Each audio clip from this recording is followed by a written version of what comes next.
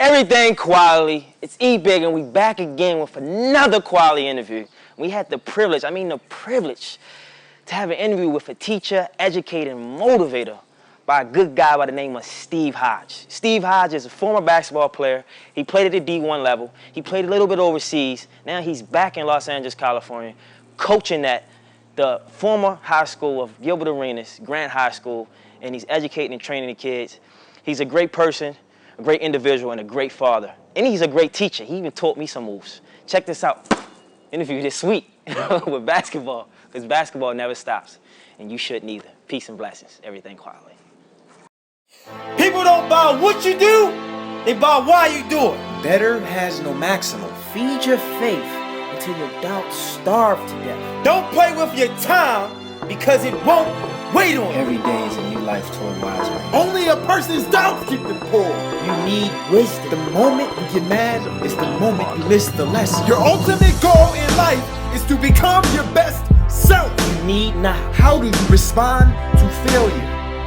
That's what's gonna determine your success. God's delays are not God's denials. Whatever you want to do in life, stop thinking about it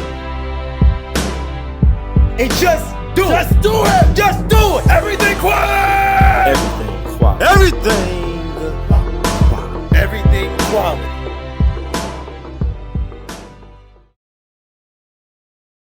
One of the staples that we have here at Team HODGE Hoops is our circuit loader. And what a circuit loader is, we're taking our muscles and our basketball skills and we're putting them all together in one big brain. So here we have one of our drills here. So he's going to take a hard jab step, boom. Now he's in the lane, second move, Euro step. He finishes. This is the second part of the circuit loader. So now we're going from the basketball move with the jab, the Euro finish. Now we're heading to the muscle part. So we have the Bosu ball turned upside down. For the muscles, he's gonna do one explosion push-up. Here we go. Hard jab step, into the lane now, second step, Euro finish. Third part of the circuit ladder.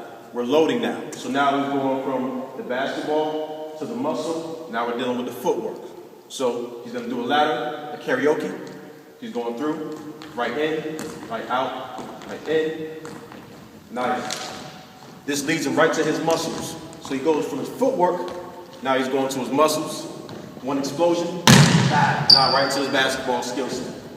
We're trying to confuse the muscles, boom, boom, to give an honest assessment of what it's like in the game. There it is. Fundamentals. What I do with all my clients is I like to start my workouts with a basic ball handling workout.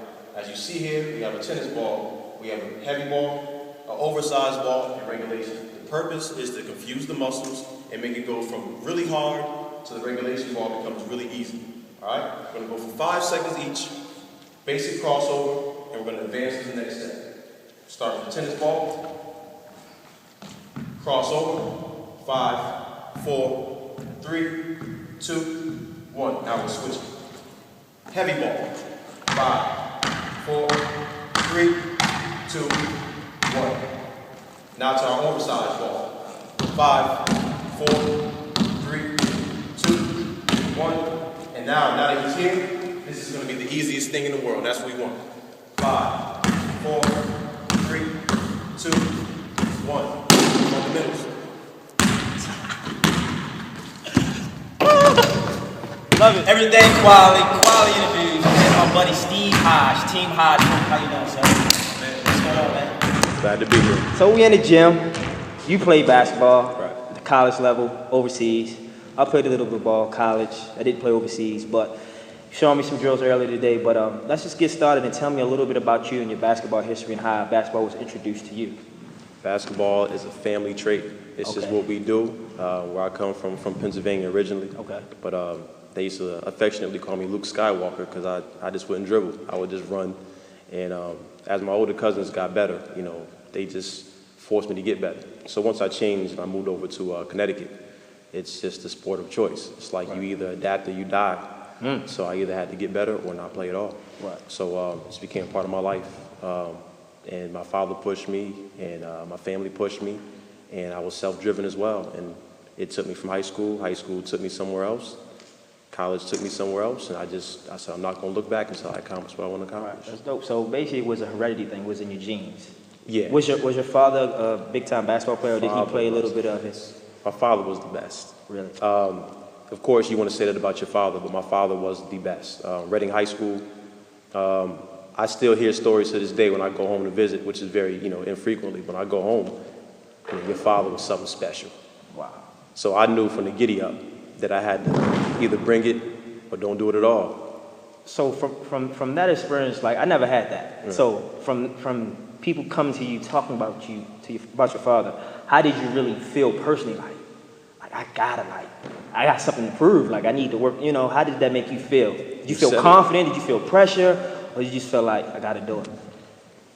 One thing I never told anybody is the international experience, the college experience, the high school experience, that can all be done with just a little bit of hard work. But when you're hearing about how great your father is, and he's also the guy that I just admire so much, it was always more important for me to at least be as good, if not better than him. So my drive was never about overseas. It was actually about being as good or as better than my father. Wow. And nobody's ever been told that. So that was the motivation. That was the motivation. So growing up, did you have any siblings, like any brothers, sisters, or anything like that pushed you, besides your father is your father? Right. Well, I'm the eldest. Okay. I'm the eldest on both sides. My father remarried, so I'm the eldest on both sides. It's funny. My brother's a producer. Okay. My younger brother is he's in school right now, studying to be, do all different things. So I know it sounds crazy and like I'm bigging him up, but it was all from the top. My father's the patriarch, and he is what he is. He's just a driven animal. He doesn't understand the word no. So with that being said, we're all driven in our particular avenues. Right. And we don't understand no. We just weren't taught what no means. We just go until you get your yes. So, listen to you speak.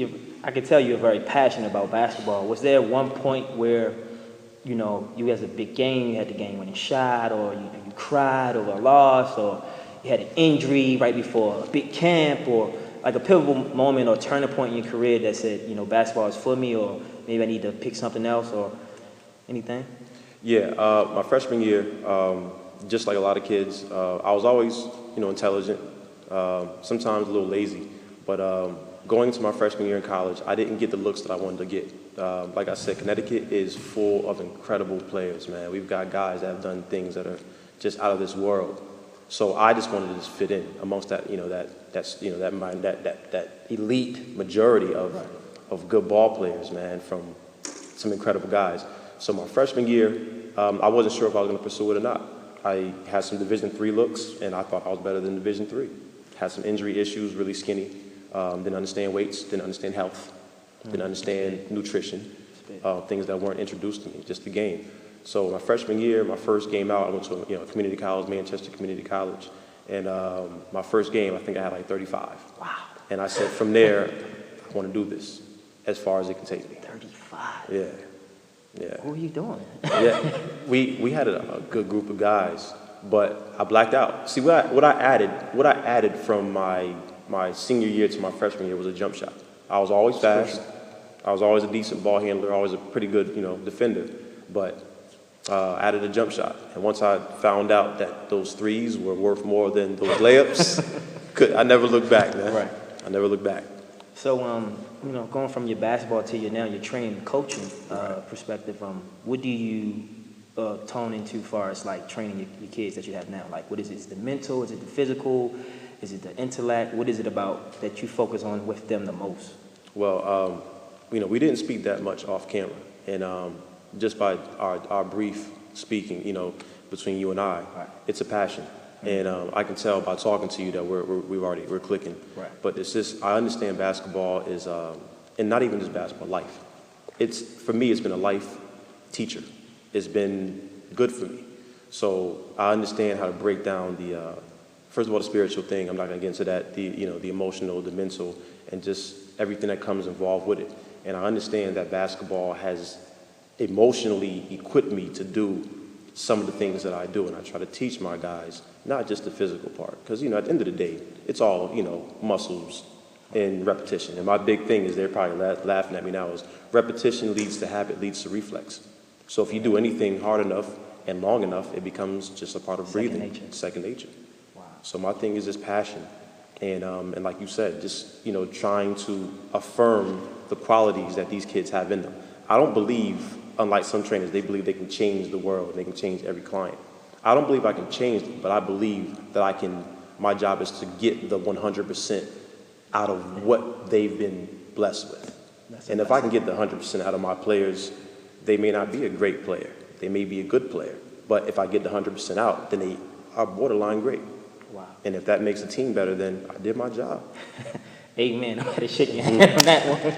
But, yeah, man, I think that's big, the passion, the intellect, and being your best you.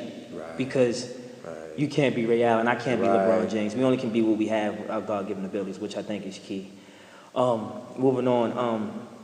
So I know you have a daughter. Yeah, that's my princess. Can you just give me a little bit about, how was that, being a father for the first time, or what, how was it different from not having a kid, and just the transition? You talk about my daughter. It's the one thing. It's the one thing it's changed everything in my world. Right. My view, my perspective, my paradigm, so to speak. I played one last year in England after I got married. I love my wife dearly, and she's a great woman. And after my daughter came, I knew that my window of opportunity and the things that my passion for basketball, for playing it, was either drawing to a close or was going to explode in an incredible way.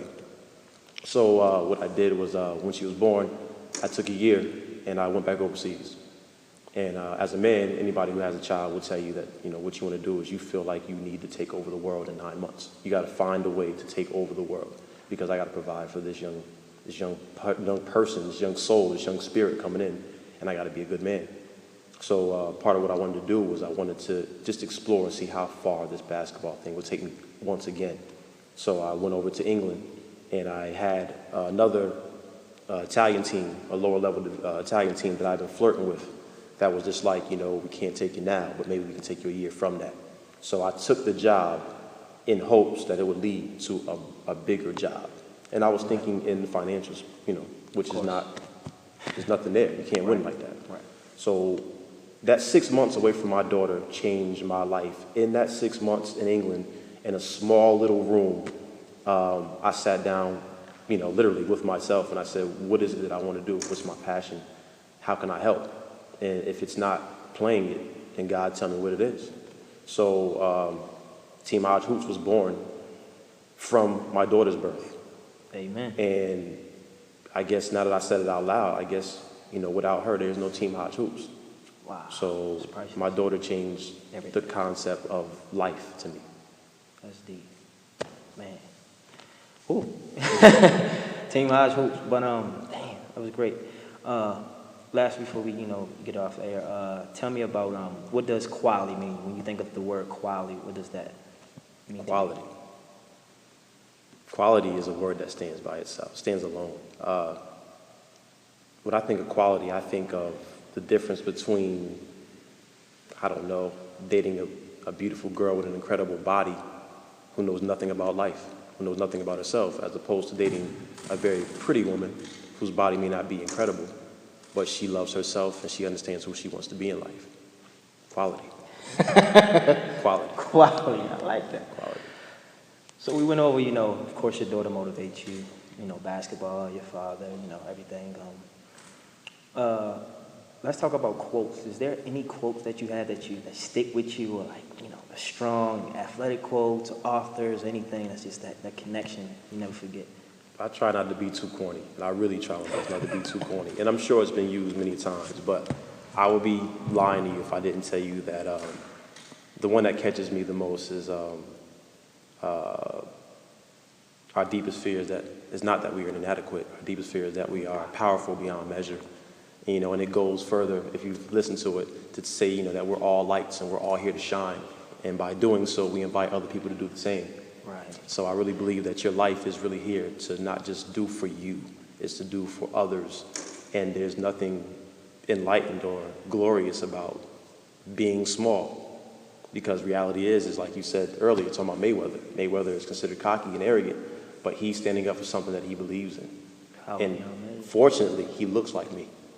So I'm glad that Mayweather is standing there talking, you know, with that swag. I hate that word, with that swag and that demeanor, and that charisma, because we don't have a Cassius Clay.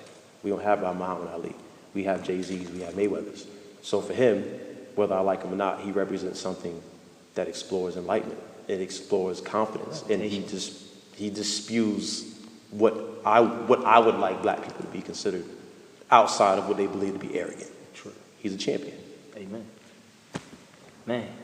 So yeah, but is there any hobbies you tell people, any hobbies that you might have? You know, we know you like basketball, you outgoing, got good energy, spiritual guy, but any hobbies like maybe bowling, maybe, you know, Laugh Factory, comedy, stand up, I don't know. Something? I'm a real low key guy. Okay. My wife's gonna laugh at me when she sees this, but I always said when I got a little bit of money in my pocket that I was gonna do a little bird watching. It sounds funny, but if you look at history, birds are one of the telltale signs. They can tell you everything. They can tell you when earthquakes coming. They can tell you when weather patterns are changing, whether there's something coming that we should be. Birds always know. Really? And I've always just been in love with flight and, you know, how birds are built, and just amazed on how they can do things, and which is kind of funny because I found out just recently that my father loves airplanes. I'm telling you, I couldn't make it up. So I guess I'm a bird watcher by nature, man. You fly high. That's what's up. But before we get out of here, man, is there anything you can tell our viewers about basketball? Anybody trying to play basketball coming up, you know, dedicated, driven, you know, maybe they got cut or they make, any keywords of inspiration that you can tell them? I played most of my basketball life in Hartford, Connecticut, so shout out to Hartford, Connecticut. There are so many players that I can name, from the Mooka Jernigans to the Will Solomons to the Darrell Browns to the Jared Jordans. I got, you know, stories of beasts. These guys are incredible, and my name will probably never be mentioned in that same breath. But I was able to go further, if not, you know, than some of the guys that I speak of, and it was just based on the hard work. So if you're listening out there and I can say anything, man, just do what you can do for you. If you're a great shooter, be a better shooter. If you're a great ball handler, be the best ball handler. If you're not, if you're a better student, be a great student. And all these things will add up to being what you are. There's always a team and there's always a coach who's gonna say yes. So just every no is one step closer to your yes. Just keep going. Great speaking with you, man. You're a great guy. Keep winning. Team Hodge Hoop, Steve Hodge, great individual, great guy. And everything quality interviews. Check us out. Peace and love.